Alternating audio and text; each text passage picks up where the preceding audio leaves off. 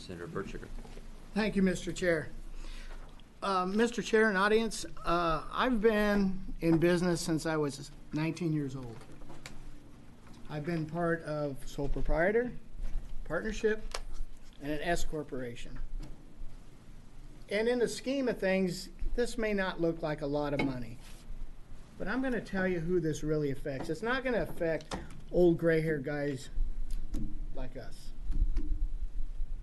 What this is going to affect is new startups, young people who are starting their life and their own business, where $2,000 to the bottom line means a lot.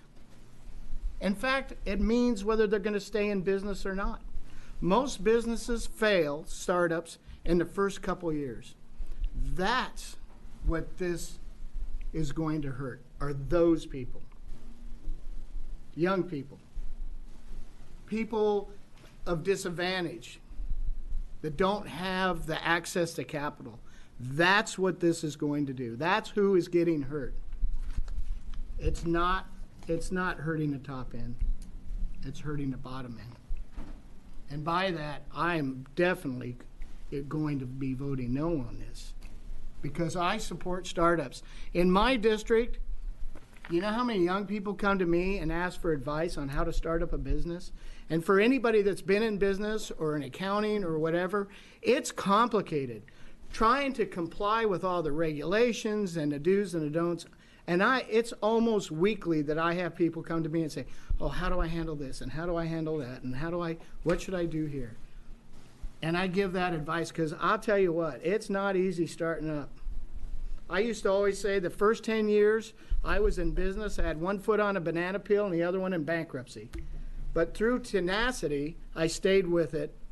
And this bill, that's who it's going to hurt. It's going to hurt the young folks, the entrepreneurs, the next generation. Senator Boquist. Thank you, Mr. Chair. Well, Senator Taylor certainly doesn't represent my opinion, so I don't agree with her in any aspect whatsoever. It's not meant as disrespect at all. I don't see the individual who's starting up a company. I don't even see the young lobbyists that are out here as being, some high income earners. We want to talk a lot of BS, and that's what it is about children around here. My children suffered every single day when I was a business owner. And I employed lots of people out there trying to help them. And while we're sitting here talking about the general fund and these sole proprietorships, these LLCs, these LLPs, these S corporations and pass-throughs are all higher income. I'm not going to disagree with Senator Baertschiger in the fact that it's going to hurt startups, but I'll tell you who this is going to help. Let's just be very clear, absolutely iron clear who this is going to help. This is going to help big corporations. Because big corporations are going to have a serious advantage with a 40% tax cut, and their goal is to run all these small businesses from NFIB, from all these business organizations out there out of business and take up their market share. And this bill is going to help those big corporations run them out of business.